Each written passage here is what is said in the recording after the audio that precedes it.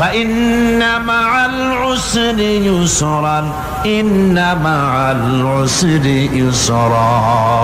আল্লাহ পাক বলেন জেনে রাখো, দুঃখ এবং কষ্টের সাথে রয়েছে সুযোগ আর সুবিধা, আর অসচ্ছলতার সাথে রয়েছে উদার সচ্ছলতা। জোরে কোন সুবহানাল্লাহ। কাজে ভয় পাওয়ার কারণ নাই, হতাশ হওয়ার কারণ নাই। মন আশায় বুক বেঁধে রাখো। গুনাহ করেছো, হতাশ হয়ো না। যুবকদের গুনাহ করা স্বাভাবিক। ইউনিভার্সিটির ছাত্র, কলেজের ছাত্র, প্রফেসর, শিক্ষক, অফিসার ঘুষ খেয়েছেন, জিনা করা হয়েছে, মদ খাওয়া হয়েছে, মিথ্যা কথা বলা হয়েছে, যাই কিছু করেন না কেন ভয় পাওয়ার কারণ নাই, নিরাশ হওয়ার কোনো দরকার নাই। আল্লাহ পাক ডেকে বলেছেন, কুল ইয়া ইবাদিয়াল্লাযীনা আসরাফু আলা আনফুসিহিম লা তাকনাতু মির রাহমাতিল্লাহ। আরে আমার আল্লাহর মতো এত ভালো আর কেউ আছে? এত দরদ আর কারো আছে? আমার আল্লাহ বলেন, ও নবী আপনি শুনায় দেন,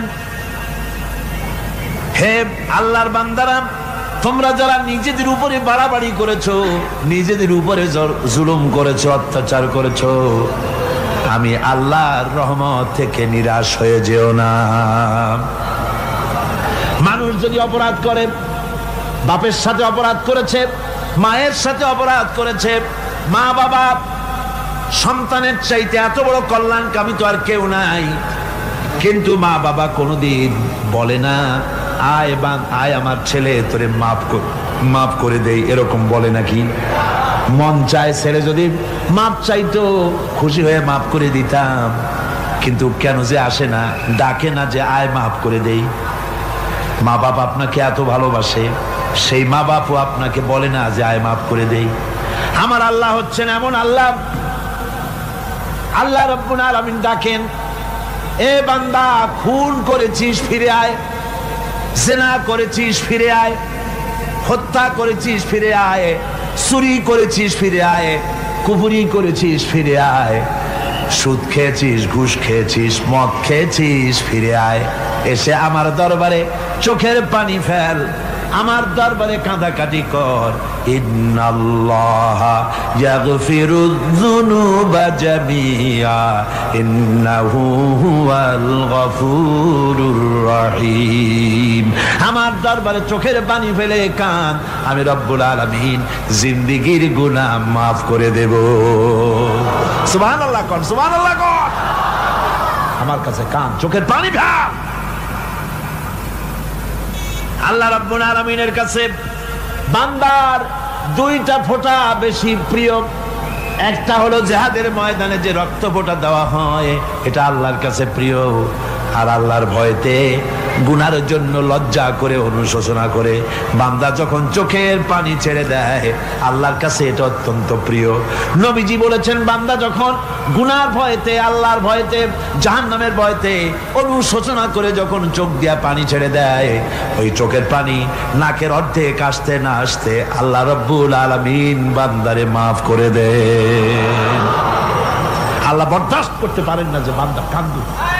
আমার ভাইরা, আল্লাহ রহমত, এই পৃথিবীতে আল্লাহর রহমতকে 100 ভাগ করা হয়েছে। আল্লাহ রহমতের কত ভাগ? এই 100 ভাগের 1 ভাগ সারা পৃথিবীতে ছড়াই দেওয়া হয়েছে। আর 99 ভাগ কার কাছে? আল্লাহর কাছে। 1টা ভাগ দুনিয়া ছড়ানো হয়েছে আদম আলাইহিস সালাম থেকে নিয়ে এই পর্যন্ত, এখান থেকে নিয়ে কিয়ামত পর্যন্ত পৃথিবীতে যত মানুষ আসবে, যত প্রাণী আসবে, তাদের মধ্যে প্রাণী জগতেও গাভী তার বাছুরকে ভালোবাসে ঠিক কিনা, হাতি তার বাচ্চাকে ভালোবাসে ঠিক কিনা, মুরগি তার বাচ্চাকে ভালোবাসে কিনা, প্রত্যেক মাই তার সন্তানকে ভালোবাসে মানুষের মতো। এই ভালোবাসা, স্নেহ, এই মমতা, এই করুণা, এই মহব্বত 1টা ভাগ দুনিয়ায় দেওয়ার পর আপনি আর আমি যতটুকুন ভাগে পেয়েছি সেই মহব্বতে, স্ত্রীর মহব্বতে অস্থির, মায়ের মহব্বতে অস্থির, সন্তানের মহব্বতে অস্থির।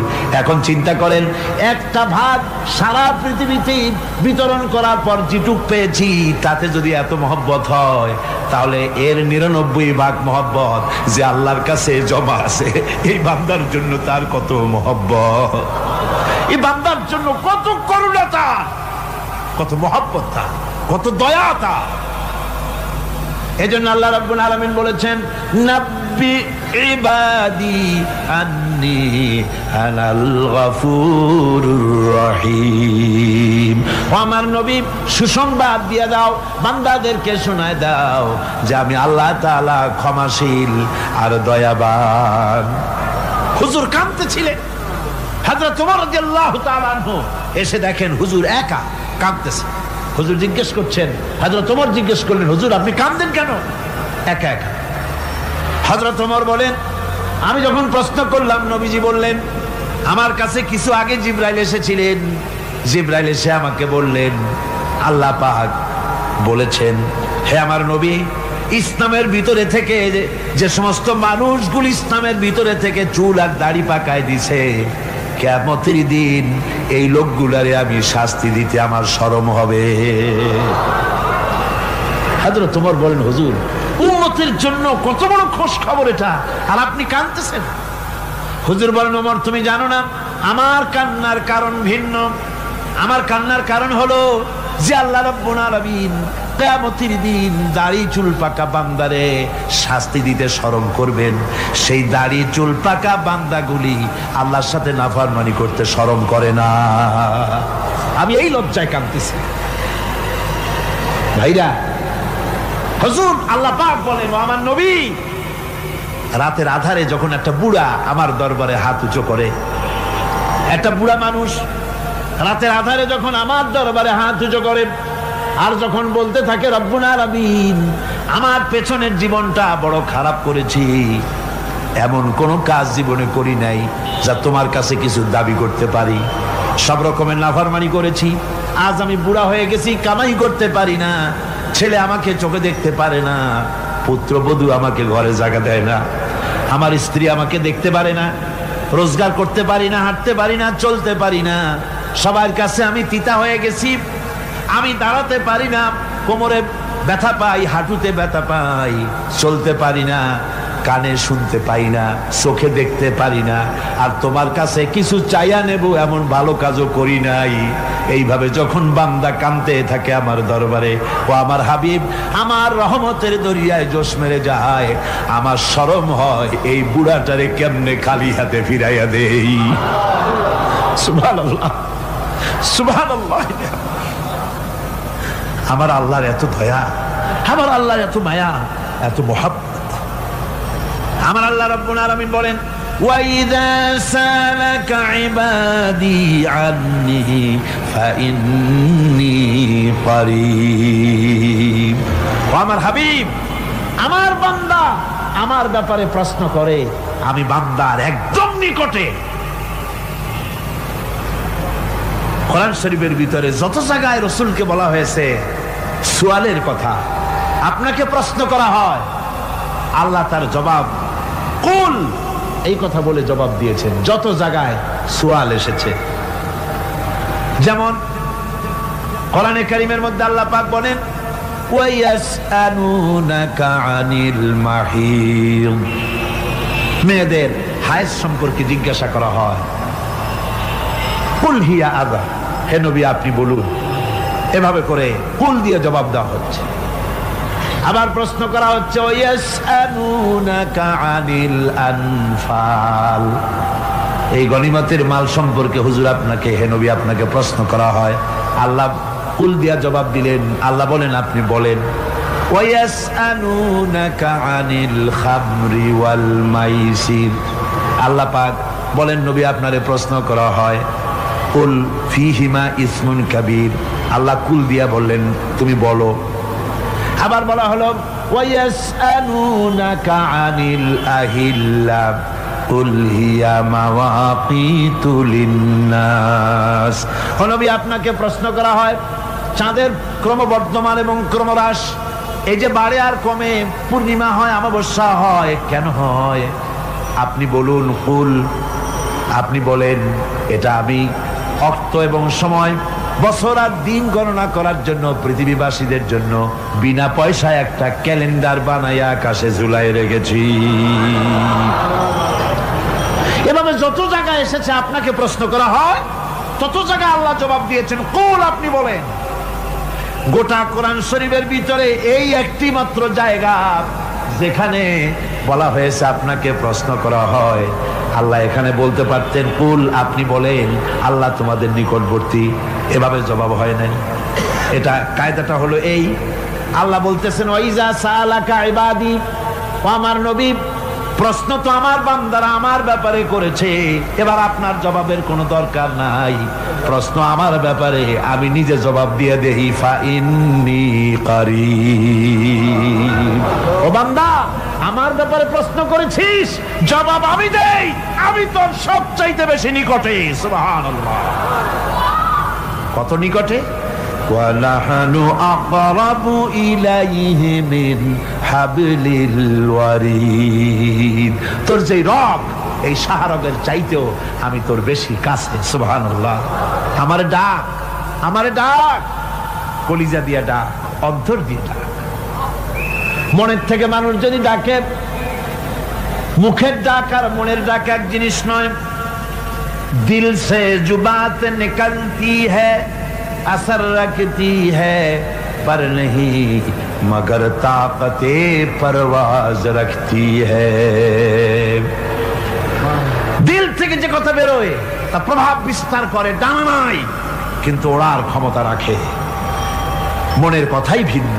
মন থেকে, দিল থেকে, কলিজা থেকে, অন্তরের গভীর কন্দর থেকে মুহাব্বতের সাথে কেউ যদি একবার বলে আল্লাহ, বলেন আল্লাহ, আল্লাহ, আল্লাহ,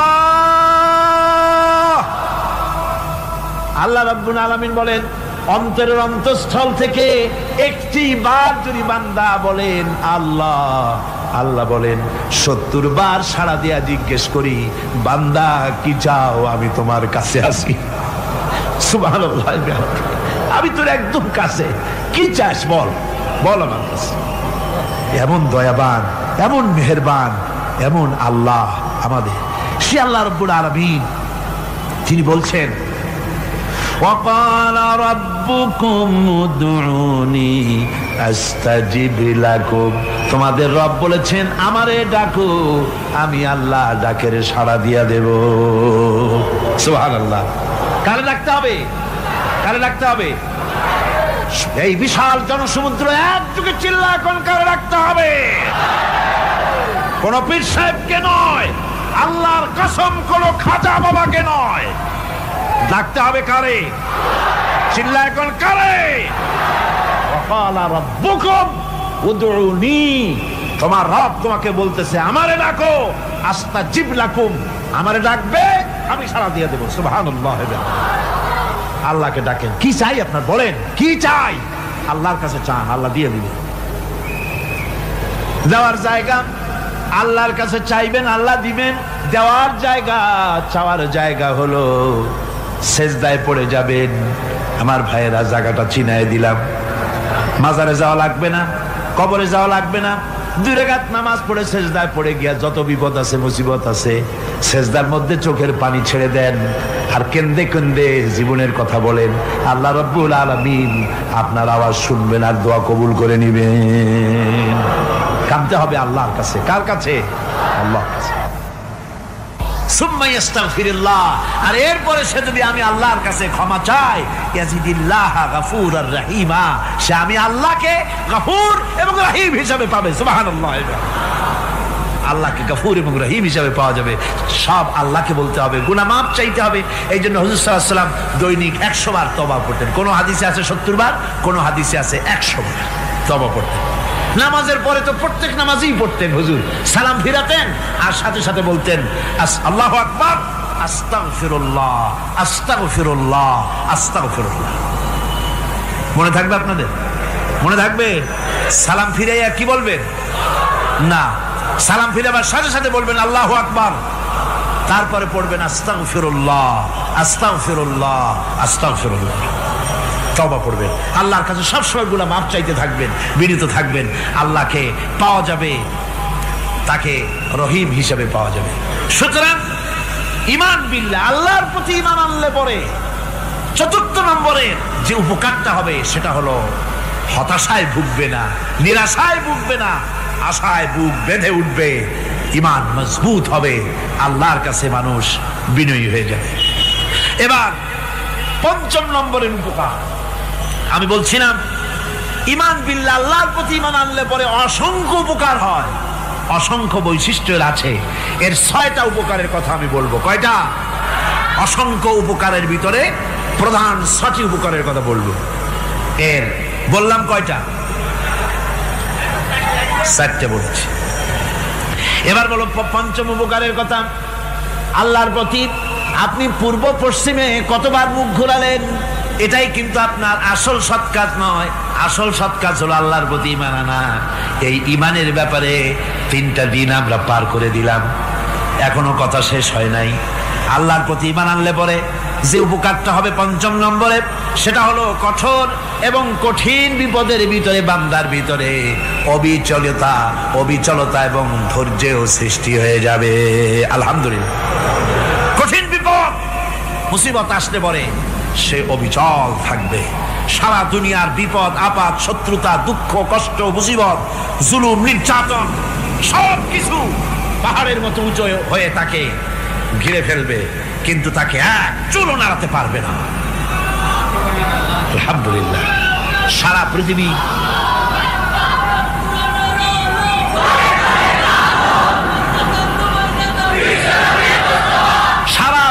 একদিকে আর সে একা একদিকে থাকবে। বিরোধিতা তো হবেই, বিপদ তো আসবে। কবি বলতেছেন, সাথে জাকা রহা হ্যায় अज़ल से ता इमरोज, साथे जाका रहा है अज़ल से ता इमरोज, चरागे मुस्तफावी से शरारे बुलाबीस। সে আবহমান কাল থেকে শুরু করে মুস্তাফা সাল্লাল্লাহু আলাইহি ওয়াসাল্লামের দীপ শিখার সাথে আবু জাহেল, আবু লাহাবের অগ্নিস্ফুলিঙ্গের টক্কর লেগেই আছে। রাসূলুল্লাহ আল্লাহর দেওয়া এই বিধান, এই দ্বীনের বাতিটা টিম টিম করে চলেছে। আর গর্কি, টর্নেডো, হাজার হাজার মাইল বেগে হেরিকেন এসেছে, গর্কি এসেছে, টর্নেডো এসেছে, টাইফুন এসেছে, কিন্তু এই আলো নিবাইতে পারে নাই। সুবহানাল্লাহ। এই আলো নিবাতে পারে নাই। এই শত্রুতা চিরকালের, নিবাতে পারবে না। কারণ হচ্ছে আল্লাহ রাব্বুল আলামিন বলেছেন, ইউরিদুনা লিয়ুতফিউ নূরাল্লাহি বিআফওয়াহিহিম ওয়াল্লাহু মুতিম্মু নূরিহি ওয়ালাউ কারিহাল কাফিরুন। ওরা চায় মুখের ফু দিয়ে আমার আলোকে নিভিয়ে দেবে, কিন্তু আমি আমার আলোকে পূর্ণতা দান করব। তাতে কাফের বেঈমানদের কলজায় যত জ্বালা যন্ত্রণা হোক, আমার দ্বীন কেউ মিটাই দিতে পারবে না। সুবহানাল্লাহ। সুতরাং বিপদে অবিচলতা আসবে, সে অটল হবে, মজবুত হবে। কোরআনে কারীম বলতেছে, ওয়া কাযালিকা জাআলনা লিকুল্লি নাবিয়্যিন আদুওয়াম মিনাল মুজরিমিন। এই পৃথিবীতে এমনি করে আমি সকল নবীদের শত্রু বানিয়েছি, সব পাপিষ্ঠ অপরাধীদেরকে। নবীদের সাথে বিরোধিতা করেছে কারা? পাপিষ্ঠরা, অপরাধীরা। আজও খুঁজে দেখেন, আজও ইসলামী আন্দোলনের বিরোধিতা যারা করে সবগুলি কি? পাপিষ্ঠ। সত্য কি না কর? ইসলামী আন্দোলনের বিরোধিতা যারা করে হিসাব করেন, চোখ দিয়ে তাকায় দেখেন, খুঁজে দেখেন তাদের নামগুলি। মদখোর, জিনাকার, বদমাশ, চোর, হাইজাকার, বেনামাজি, লুটেরা, মিথ্যাবাদী, সবচাইতে সমাজের নিকৃষ্ট লোকগুলি ইসলামের বিরুদ্ধে করে।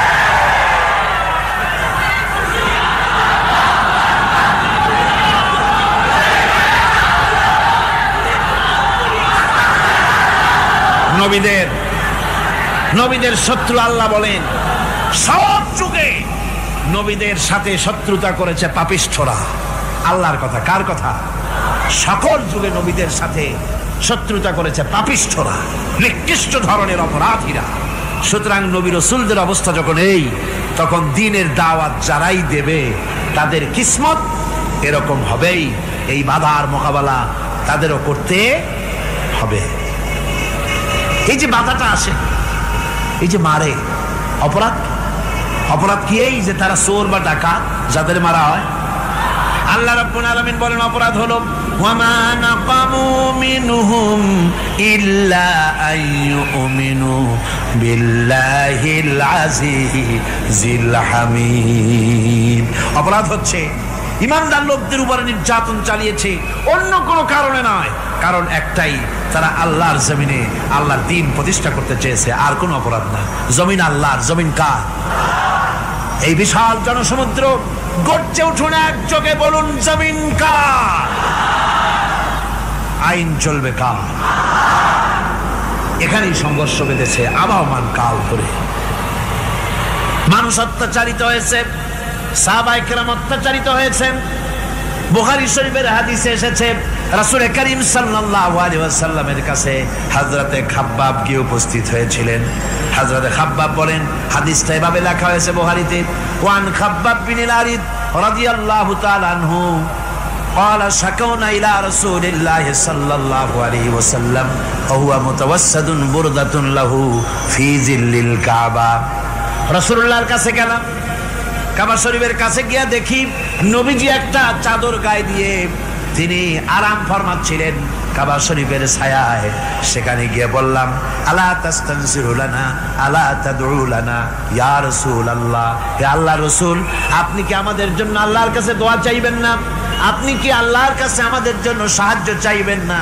আমাদের লোকগুলিকে, মুসলমানগুলিকে মারতে মারতে তো শেষ করে ফেলে দিল।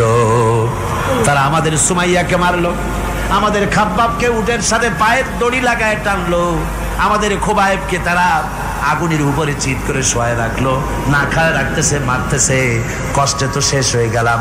হুজুর, আপনি কি আমাদের জন্য দোয়া করবেন না? হাদিস শরীফে এসেছে নবীজি উঠে বসলেন সোজা হয়ে।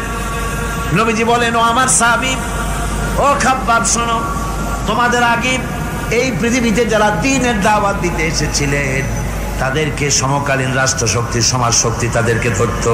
ফায়ুখাজুর রাজুলো, তাদেরকে তারা ধরতো। ফায়ুহফারু লাহু ফিল আরদ, আর তার জন্য জমিনের ভিতরে কবর বানাইতো।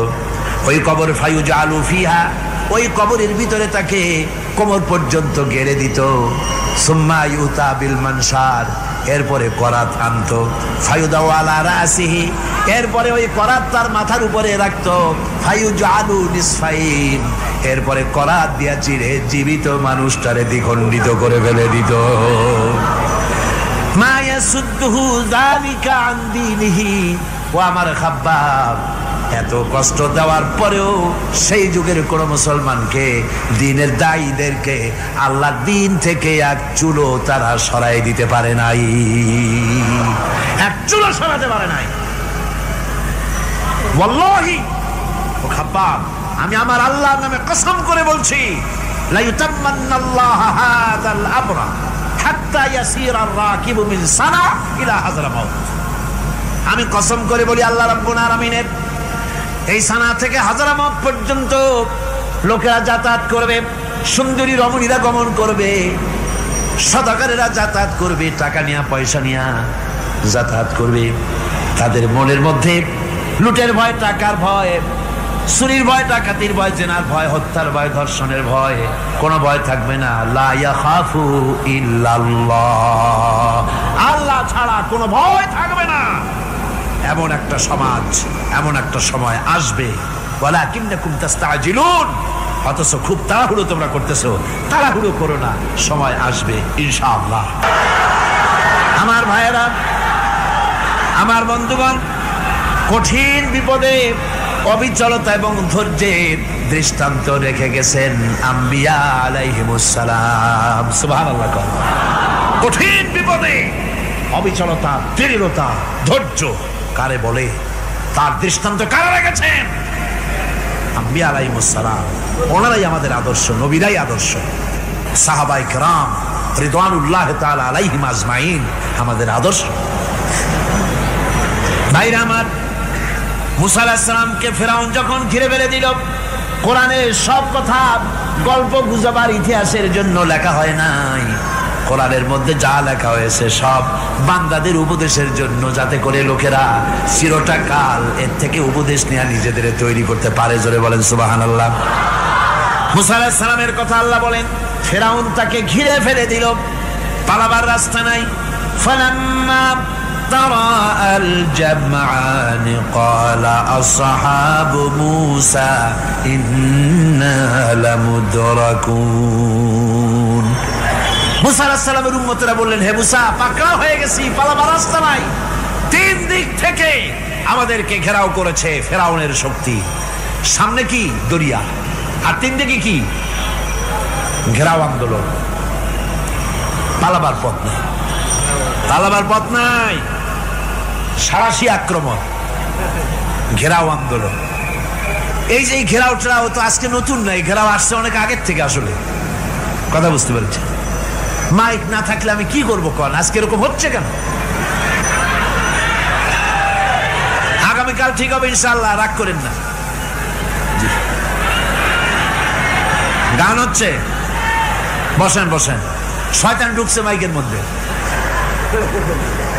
অনেক সময় হয় কি, মাইকের হাই পাওয়ারের যে মেশিন আছে, এর ভিতরে ইথার থেকে রেডিওর ওই গানগুলি ওর মধ্যে ঢুকে পড়ে। কথা বুঝতে পেরেছেন? এই জন্য শয়তান তো আর বসে থাকে না, ওরও তো কিছু করার আছে। ধৈর্য ধরেন, ধৈর্য ধরেন। কালকে অপারেটরদেরকে মাওলানা শামসুদ্দিন সাহেবের কাছে অনুরোধ করব, অপারেটর একটু ভালো করে হেদায়েত করে দেবেন। মাইকে আজকে আমার নিজেরও কষ্ট হচ্ছে, আমিও বুঝতে পারছি না যে আমার কথাগুলি কি আওয়াজে বেরোচ্ছে, যার জন্য আমাকে বেশি চিল্লাইতে হচ্ছে। বক্তাকে কি লাউডে তার কথা বেরোচ্ছে তা তার কানে আসতে হয়, তাহলে বোঝা যায় যে আমার কথাগুলি কিভাবে বেরোচ্ছে। এটা এই অবস্থায় সিচুয়েশন আজকে নাই, এবং লোকেরাও মাইকের ব্যাপারে আজকে অভিযোগ করেছে, যা বিগত 16 বছরে করে নাই। সেটের ব্যাপারে কোথাও কোনো অসুবিধা হয়েছে? মাইকটা ভালো, এবং মাইক যারা দেন প্রতি বছর খেদমত করে, আল্লাহ তাদের প্রতি রহম করুন। সবাই বলেন আমিন। এদেরকে রাগ করে পথে পাই আবার মারধর করেন না। সিলেটের যে তাফসির মাহফিল হয়, বিগত 19 বছর তাফসির করেছি একটানা, এবার 20 বছর পুরো হবে ইনশাআল্লাহ। সিলেটে একটানা 20 বছর তাফসির করতেছি সেখানে। তো মাইক, একটা লোক বিনা পয়সায় মাইক দেয়, মাইকের ভাড়া সে নেয় না। তাফসিরের মাহফিলের মাইকের ভাড়া নেয় না। যে বছর এরশাদ সরকার আমাকে প্লেন থেকে নামতে দিল না, আপনাদের মনে আছে? সিলেট থেকে ফিরাই দিল। এই খবরটা মাইকম্যান যখন শুনেছে যে আমাকে নামতে দেয় নাই, ফিরাই দেওয়া হয়েছে, সাথে সাথে স্ট্রোক করেছে, হার্ট ফেল করে দুনিয়া থেকে বিদায় হয়ে গিয়েছে। সিলেটে তাফসির হতে পারবে না, এই কথা সে বরদাস্ত করতে পারে না। আমি কেঁদেছি আর দোয়া করেছি, আল্লাহ, কোরআনের মহব্বতের লোকটার এই অবস্থা হলো, তোমার জান্নাত তুমি দয়া করে তাকে দান করে দিও। কাজে কোনো ব্যবসায়ী চায় না যে তার ব্যবসাটা খারাপ হোক, লোকেরা মন্দ বলুক। এ মাইকের ব্যাপারে আপনারা আজকে রাগারাগ করেন না, যা হয়েছে কালকে ভালো হবে ইনশাআল্লাহ। সবাই বলেন ইনশাআল্লাহ। এখন চলেন আমরা ফেরাউনের অবস্থা দেখি গিয়া কি করতেছে ফেরাউন। মুসা আলাইহিস সালামকে ঘেরাও করে ফেলেছে, পালাবার উপায় নাই। একদিকে দরিয়া, তিন দিকে ফেরাউনের শক্তি। এই যে ঘেরাও টেরাও মানে নতুন তো না, ধর্মঘট নতুন না, পুরানা জিনিস। এই পৃথিবীতে সর্বপ্রথম ধর্মঘট কিসের উপরে হয়েছে জানেন? এই পৃথিবীর প্রথম ধর্মঘট হয়েছে পেঁয়াজ, রসুন আর ডাইলের উপরে, মুসা আলাইহিস সালামের জামানায়। লান নাসবিরা আলা তাআমিন ওয়াহিদ, আমরা এক রকমের খাদ্য আর খাবো না, আমাদের পেঁয়াজ দেওয়া লাগবে, ডাল দেওয়া লাগবে, রসুন দেওয়া লাগবে। সর্বপ্রথম ধর্মঘট হয় মুসা আলাইহিস সালামের জামানায়, সেখান থেকে শুরু হয়েছে। কিন্তু মশাল মিছিল যে আসলো কই থেকে, এইটা আমি খুঁজে পাইনি। পরে প্রত্যেকটা জিনিসের তো ইতিহাস আছে, আমি খুঁজতে খুঁজতে পেলাম। আমি জানি না এর ইতিহাস মূলে কোথায়, কিন্তু আমি যতদূর খুঁজে পাইছি সেটা হলো মশাল মিছিলের আবিষ্কার হয়েছে লঙ্কায় রাবণের সময়। হনুমানের লেজে আগুন দিয়া তারপরে লঙ্কা কাণ্ড ঘষালো, নামই আছে লঙ্কা কাণ্ড। হনুমানের লেজে আগুন দিয়ে রাবণ যে লঙ্কায় মশাল মিছিল করেছিল হনুমানকে দিয়া, ওই হনুমানের ওই সিস্টেমটা এখনো আমাদের দেশে চালু আছে। এইটা আসলে কোন ভদ্র লোকের এই মিছিল হওয়া উচিত না। আগুন নিয়ে কিসের মিছিল? আগুন হলো জাহান্নামের প্রতীক। আগুন কিসের প্রতীক? জাহান্নামের প্রতীক। যদিও আমাদের উপকারে লাগে, কাজে লাগে। সুতরাং আমরা যা করব প্রত্যেকটা জিনিসের পেছনে সুন্নতে নববীর কোনো না কিছু থাকতে হবে। কথা বুঝতে পেরেছেন? তিন দিক থেকে ঘেরাও হয়ে গেছে, পালাবার কোনো রাস্তা নেই। হযরতে মুসা আলাইহিস সালামের কাছে উম্মতেরা বললেন, পালাবার তো কোনো পথ নাই, এখন উপায়টা কি? আমাদের তো আর উপায় নাই। মুসা আলাইহিস সালাম দেখেন বিপদে পড়ে গেছেন, কিন্তু ধৈর্য হারান নাই, ভয় পান নাই। ভয় পাইছিলেন? ভয় পেয়েছেন? প্রশ্নই ওঠে না। মুসা আলাইহিস সালাম আল্লাহ পাক যাদেরকে বলেছেন উলুল আযম, রাসূল যাদের বলেছেন তার মধ্যে হযরত মুসা একজন উলুল আযম পয়গম্বর।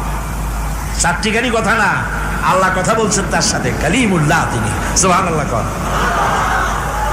মুসা আলাইহিস সালাম শোনালেন, কাল্লা ইন্না মাইয়া রাব্বি সায়াহদিন। কখনো নয়, আমার উম্মতেরা ভয় পেও না, আমার রব অবশ্যই আমাকে পথ দেখাবে। সুবহানাল্লাহ। তিন দিক থেকে শত্রু, একদিকে দরিয়া, পালাবার কোন রাস্তা নাই। সেখানে দৃঢ়তার সাথে তিনি বলছেন, অবশ্যই আমার আল্লাহ আমারে পথ দেখাবে। সুবহানাল্লাহ। নবীরা এই দৃঢ়তা দেখিয়েছেন, অবিচলতা দেখাইছেন। আল্লাহ পাক মুসা আলাইহিস সালাম যখন এই দৃঢ়তা দেখালেন, এই অবিচলতা দেখালেন, সঙ্গে সঙ্গে জিবরাইল এসে হাজির হয়ে গেলেন। আল্লাহ পাক বলেন, ফাআওহাইনা ইলা মূসা আন আদরিব বিআসাকাল বাহরা ফানফালাকা ফাকানা কুল্লু ফিরকিন কাত্তাউদিল আযীম। মুসা আলাইহিস সালামকে আমি ওহী নাযিল করলাম, তাকে বললাম হাতে যে লাঠি আছে এই লাঠি দিয়ে আঘাত করো দরিয়ার উপরে। দরিয়ার উপরে আঘাত করলেন, একটা রাস্তা হয় নাই, 12টা রাস্তা তৈরি হয়ে গেল। আর দেওয়ালগুলা পাহাড়ের মতো উঁচা হয়ে গেল। দরিয়ার ভিতরে পাহাড়ের মতো উঁচা মজবুত 12টা রাস্তা। এবার মুসা আলাইহিস সালাম তার দলবল নিয়ে চললেন। আল্লাহ রাব্বুল আলামিন বলেন, ওয়া আনজাইনা মূসা ওয়া মান মাআহু আজমাইন। মুসা এবং তার সাথী সঙ্গীদেরকে আমি পার করে দিলাম। মুসা আলাইহিস সালাম এবং তার সাথী সঙ্গী নিয়ে যখন দরিয়ার মাঝখানে আসছে, ফেরাউন তার দলবল নিয়ে এসে গেছে। আসিয়া দেখে নদীর মধ্যে রাস্তা। বাবা, খুব তো কায়দা। ও মনে করছে ওর বাজানের তৈরি করা ডিস্ট্রিক্ট বোর্ডের রাস্তা। ওর লোকজন নিয়ে নেমে গেছে দরিয়ার ভিতরে। ও আসছে মাঝখানে, মুসা আলাইহিস সালাম চলে গেছেন ওপার, দরিয়া পার। মাঝখানে যখন এসে গেল, আল্লাহ রাব্বুল আলামিন পানিকে অর্ডার করলেন কুন। আল্লাহর তো বটন টেপা লাগে না, মুখ দিয়া কোনো হুকুম করা লাগে না, শুধু বলেন কুন। যে ব্যাপারে কুন বলেন ফায়াকুন, সাথে সাথে হয়ে যায়। আল্লাহ বললেন কুন, আর অমনি রাস্তা বন্ধ হয়ে গেল। এবার তুফান শুরু হয়েছে নদীতে, ঢেউয়ের উপরে ঢেউ, মৌজুন কাল জিবাল, পাহাড়ের মতো উঁচু হয়ে হয়ে ঢেউ আসতেছে। দলবল ঘোড়া আর অস্ত্রপাতি যা ছিল সব মরিয়া শেষ। এবার ফেরাউন একা উপরে ওঠে আর নিচে নামে, পানি খেতে খেতে পেটের কাম সারা। জনমের খাওয়া খাইছে পানি, এখন জান যায়, বাঁচবার আর উপায় নাই, বাঁচবার আর উপায় নাই। ফেরাউন তার নিজের জীবন সম্পর্কে হতাশ হয়ে গেল। এবার ফেরাউন বলতেছে, আমানতু আন্নাহু লা ইলাহা ইল্লাল্লাযী আমানাত বিহি বানু ইসরাঈল। আমি ঈমান আনলাম, আমি ঈমান আনলাম আল্লাহ ছাড়া কোনো ইলাহ নাই। ওই আল্লাহর উপর ঈমান আনলাম যে আল্লাহর উপরে ঈমান এনেছে বনি ইসরাঈলেরা। আল্লাহ যাতে ঠিক পায় যে কোন আল্লাহর উপর ঈমান আনছে। বনি ইসরাঈল আল্লাহর উপর ঈমান আনলাম। আল্লাহ এই তো মুসলমান হয়ে গেছি, এরপরও আমার জুবাও কেন? আল্লাহ রাব্বুল আলামিন জবাবে বলেন, আল আন, এখন ওয়াকাদ আসাইতা ক্বাবলু ওয়া কুনতা মিনাল মুফসিদিন। এখন ইমান আনার কথা বলছো, অথচ যুগের পর যুগ, বছরের পর বছর ধরে আমার মানুষের উপরে মন গড়া আইন চালায়েছ, আমার পয়গম্বরের সাথে বেয়াদবি করেছ। আজ তোমাকে আমি ছাড়ছি না, তোমাকে আজকে ছেড়ে দেব না, আমি তোমাকে মারব। আর সমস্ত প্রাণীগুলিকে, স্থলচর প্রাণীগুলিকে আল্লাহ পাক অর্ডার দিয়া দিলেন, এই ফেরাউনের লাশকে ডুবাবি না, পচাবি না, খাবি না। আল ইয়াউমা নুনাজ্জিকা বিবাদানিক, আমি তোমার শরীরে বাঁচায় দেব।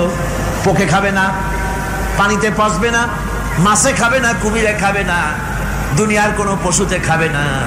আমি তোরে শুটকি বানাইয়া রাখবো, যাতে করে দুনিয়ার সমস্ত ফেরাউন যত যুগে যুগে আসে তোরে দেখে যেন হেদায়েত নিতে পারে।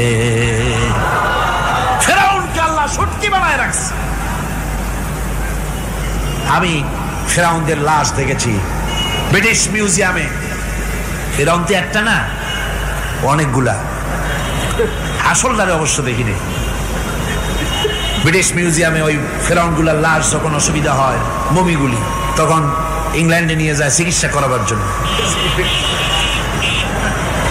চোখ টোক আছে গর্তের ভিতরে, তারপরে চামড়া টামড়া হাড়ের সাথে মিশানো, ওইভাবে চেহারা দেখলে মনে হয় যে সত্যি ফেরাউনিগুলো। আর ব্রিটিশের কাম মিশর থেকে না আনছে এমন কোনো জিনিস নাই। আমি সেইখানে এক বক্তৃতা বলছিলাম, আপনারা এদের এখন সভ্য, এদের এখন ভদ্র, এরা হলো ইন্টারন্যাশনাল চোর। ওরা সারা দুনিয়া চুরি করেছে। লন্ডনে বক্তৃতা করেছি, সারাটা দুনিয়া চুরি করছে, আমাদের দেশকে শোষণ করেছে। এই বিশাল ভূভাগকে শোষণ করে ইংল্যান্ডের দ্বীপটাকে তারা সাজাইছে। তারা ময়ূর সিংহাসনের, শাহজাহানের ময়ূর সিংহাসনের ময়ূরের বাম চোখে কোহিনূর মণি লাগাইছিলেন। শাহজাহান ময়ূরের ডান চোখে কোহিনূর মণি লাগায় নাই। কোহিনূর মণির অনেক দাম, আমি দেখে এসেছি মণি। এখন সেটা কুইন এলিজাবেথের মুকুটে শোভা পাচ্ছে। সেই মণি এমনি বলে প্রবাদে, 7 রাজার ধন 1 মাণিক্য, বলেন এরকম অনেক দাম। শাহজাহান দেখালেন, আমি মুসলমান, আমার কাছে এটার দাম নাই, এই জন্য ময়ূরের ডান চোখে লাগালাম না, বাম চোখে লাগাই দিলাম। এইটারে চুরি করছে। তারপরে মিশর থেকে, মিশরের মমি চুরি করেছে, জুতা চুরি করছে, ছাতি চুরি করছে, পিসা চুরি করেছে। আমি বললাম, এগুলা কি ভদ্রলোক নাকি? আর জুতা চোর, পিসা চোর, লাঠি চোর, সব চুরি করছে। যাই দেখেন ব্রিটিশ মিউজিয়ামের মধ্যে সব দুনিয়ার চুরি করা জিনিস নিয়ে তারা মানুষকে দেখাইয়া পয়সা উপার্জন করছে। টিপু সুলতানের তরবারিটা পর্যন্ত চুরি করেছে। আজও পর্যন্ত ব্রিটিশ মিউজিয়ামে টিপু সুলতানের তরবারিটা আছে, আমি তরবারিটা দেখে এসেছি। আমার বন্ধুগণ, বলতেছিলাম যে পৃথিবীতে আল্লাহ রাব্বুল আলামিন নবীরা তাদের চরিত্র দিয়ে বিপদের মোকাবেলা করে, দুনিয়ার সামনে কঠিন বিপদের মোকাবেলা করে অবিচলতা, দৃঢ়তা দেখায় গেছেন যে কেমন করে এই পৃথিবীতে বিপদের সামনে মোকাবেলা করতে হয়। ধৈর্য ধরতে হবে, বিপদ আসবে পাহাড় সমান হয়ে, আপনাকে ধৈর্য ধারণ করতে হবে সেভাবে বুক বেঁধে। যেহেতু এটা যদি বিশ্বাস হয় যে আমার কিসমতে যা আছে তার থেকে বেশি কিছু হবে না, তাহলেই আপনার ধৈর্য আসবে, ভয় পাবেন না। কথা ঠিক কিনা কন? এবারে হযরত হুদ আলাইহিস সালাম সম্পর্কে আল্লাহ রাব্বুল আলামিন বলেন, হযরতে হুদকে যখন ষড়যন্ত্র হলো, কাফির বেঈমানেরা তাকে মেরে ফেলার জন্য যখন সরকারি ষড়যন্ত্রে লিপ্ত হয়ে গেল, হযরতে হুদ সমাজের এই চ্যালেঞ্জের মোকাবেলা করলেন। হযরত হুদ বলেন, ফাকিদুনি জামিআন সুম্মা লা তুনজিরুন ইন্নী তাওয়াক্কালতু তাওয়াক্কালতু আলাল্লাহি রাব্বি ওয়া রাব্বিকুম। আমি তোমরা তোমাদের ষড়যন্ত্র আমার বিরুদ্ধে যত পারো আমার বিরুদ্ধে ষড়যন্ত্র চালাও, এতটুকু আমার অবকাশ দিও না। আমি এমন আল্লাহর উপরে ভরসা করেছি যার হাতের ভিতরে তোমাদেরও জান আর আমারও জান। যা পারো তাই করো। সরকার সমস্ত শক্তি একত্রিত হয়ে আমার মোকাবেলা করো। একদিকে হুদ আলাইহিস সালাম, আর একদিকে গোটা জাতি। হযরত হুদ ভয় পায় নাই। সুবহানাল্লাহ কোন। ঈমান বিল্লাহ মানুষের কলিজাকে এভাবে শক্ত করে দেয়। কোন আলহামদুলিল্লাহ। এবারে এই বিপদের, কঠিন বিপদের মোকাবেলা করে আমার রাসূল যে প্রমাণ দিয়া গেলেন, আমার রাসূল যে কঠিন বিপদের মোকাবেলা করলেন, ভাইরা আমার, হিজরতের রাতে সওর পাহাড়ের ভিতরে যখন তিনি আশ্রয় নিলেন, হযরতে আবু বকরের সাথে ছিলেন। হযরতে আবু বকর রাদিয়াল্লাহু তাআলা আনহু বলেন, হুজুর আপনি দাঁড়ান, এটা তো পাহাড়িয়া গুহা, গুহার ভিতরে সাপ থাকতে পারে, বিচ্ছু থাকতে পারে, আমি আগে ঢুকি, বিপদ যদি হয় আমার উপর থেকে হয়ে যাক। গুহার ভিতরে নেমে গুহা সাফ করলেন। এরপরে হুজুরকে ডাকলেন, হুজুর তাশরীফ নিলেন গুহার ভিতরে। এরপরে হুজুর বললেন, আবু বকর পাহাড়ে হেঁটে হেঁটে 2-3টা পাহাড় পাড়ি দিয়া যাওয়া লাগে সোর পাহাড়ে। মদিনার সোজা রাস্তা হুজুর ধরেন নাই, মেসফালার পথ দিয়া জাবালে কেদোয়ার উপর দিয়া 3টা পাহাড় পাড়ি দিয়া তারপরে হুজুর গেলেন সোর পাহাড়ে। গুহার ভিতরে হুজুর তাশরীফ নিলেন। বললেন, আবু বকর তুমি বসো, তোমার উরুর উপরে মাথা রেখে আমি একটু আরাম করি।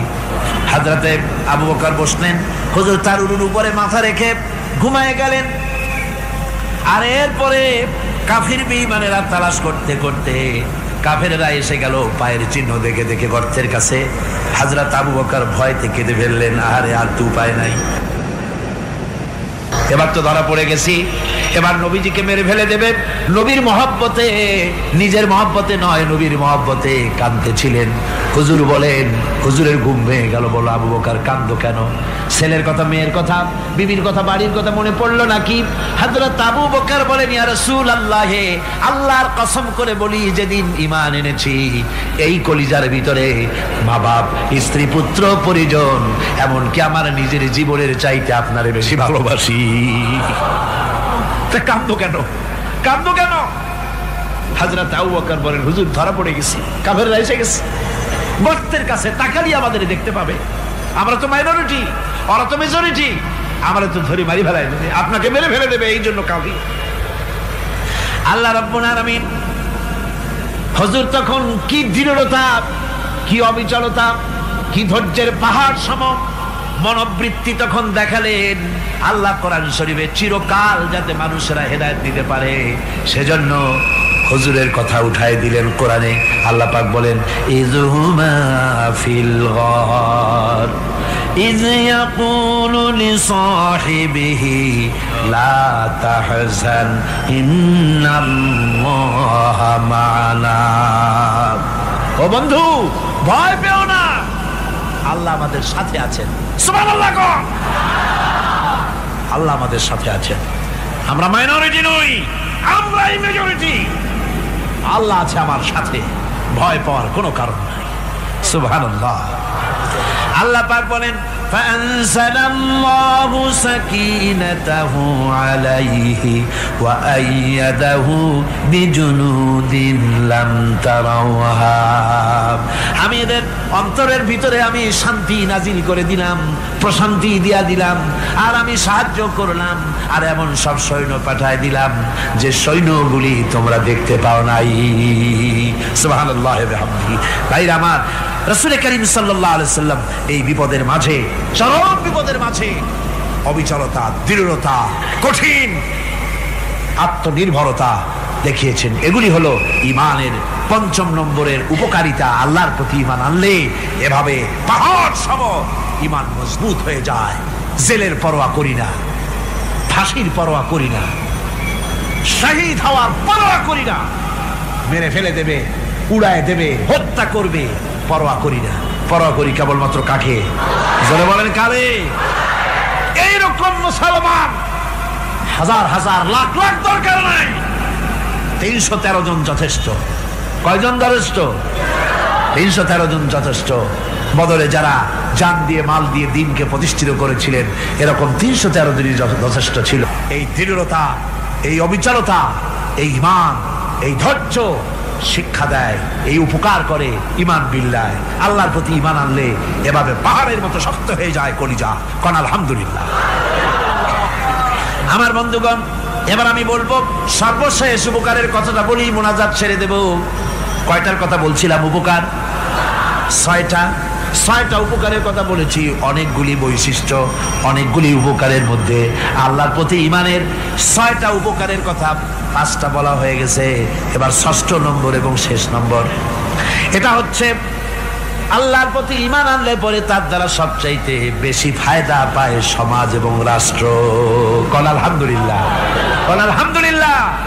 আল্লাহর প্রতি ঈমানের দ্বারা নৈতিক সংশোধন হয় এবং রাষ্ট্র আর সমাজ সবচাইতে বেশি উপকৃত হয়। কারণ হলো ঈমানদার ব্যক্তি আল্লাহর প্রতি যে ঈমান এনেছে, তার মনের মধ্যে ধারণা এটা হয়, আমার কোনো কাজ তো গোপন থাকে না। ইন্নাল্লাহা লা ইয়াখফা আলাইহি শাইউন ফিল আরদি ওয়ালা ফিস সামা।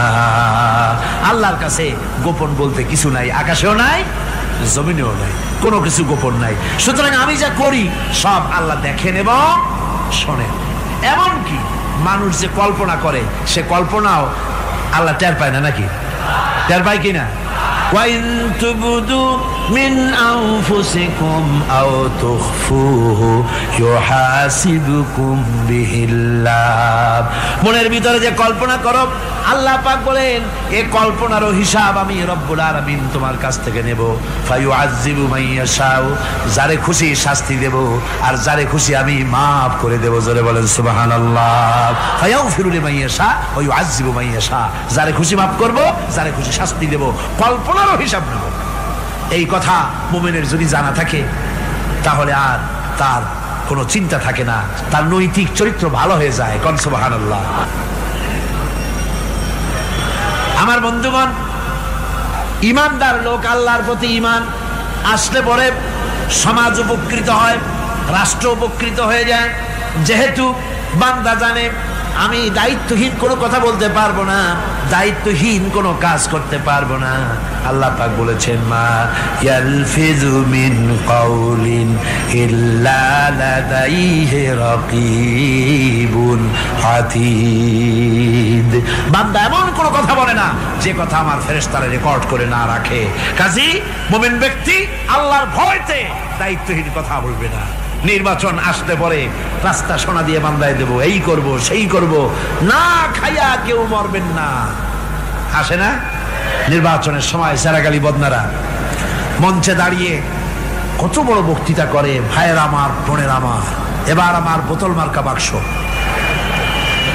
আপনারা আমাকে ভোট দিয়ে দেশ এবং জাতির আরেকবার 12:30 বাজাইবার সুযোগ দিন।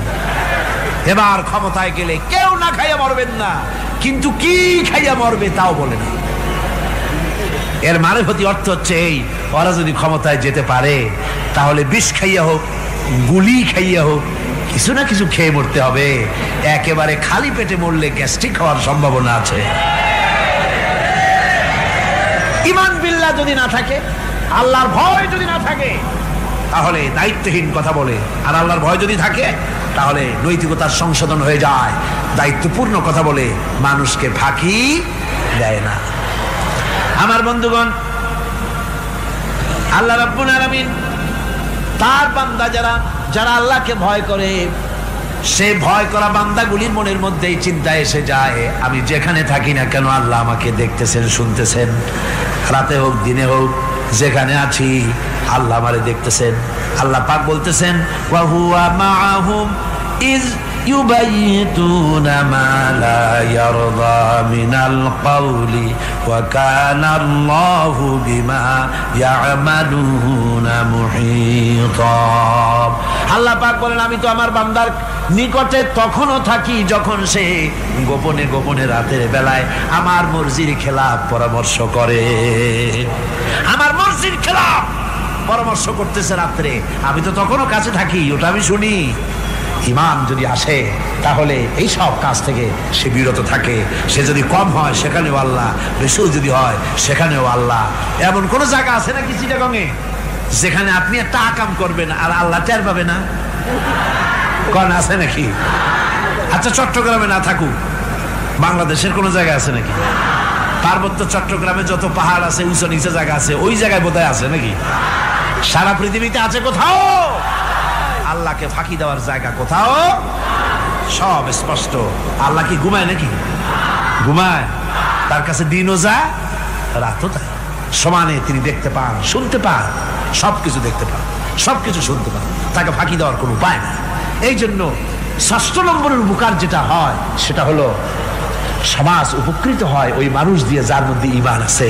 হযরত ওমর রাদিয়াল্লাহু তাআলা আনহু রাতের আধারে শেষ রাত্রে ঘুরতেছিলেন, দেখেন এক বাড়িতে কথা হচ্ছে, কথাবার্তার আওয়াজ পাওয়া যায়। মনে করলেন কোনো অসুখ বিসুখ নাকি। ঘরে গিয়ে কান পাচ্ছেন দেওয়ালের সাথে, শুনতে পাচ্ছেন ভিতরে বুড়ি মা তার মেয়েকে বলছে, এই মেয়ে ওঠ, উঠের দুধ দোয়াই নিয়ে আসছি, এর মধ্যে পানি মিশা, তারপর সকালে বাজারে নিয়ে যা।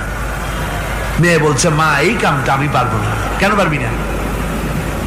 হযরত ওমর ফরমান জারি করেছেন, দুধে পানি মিশাতে নিষেধ করেছেন, কাজে এই কাজটা আমি পারবো না। আরে বেটি, আমিরুল মুমিনিন দেখ এখন কোথায় যায়, ঘুমায় আছে, সে কি দেখতেছে নাকি যে পানি মিশাই না কি মিশাই? মেয়ে বলতেছে, মা আমিরুল মুমিনিনকে ফাঁকি দেওয়া যেতে পারে, তার পুলিশ বাহিনীকে ফাঁকি দেওয়া যেতে পারে, কিন্তু আল্লাহ রাব্বুল আলামিনের চোখকে ফাঁকি দেওয়া যাবে না।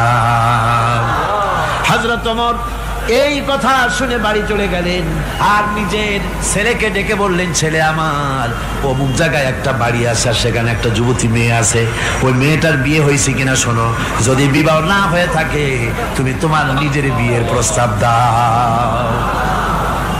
আমিরুল মুমিনিন এই মেয়েটা সুন্দরী কেমন, স্বাস্থ্য কেমন কিছুই দেখলেন না, দেখলেন তাকওয়া। কি দেখলেন? আল্লাহর ভয়।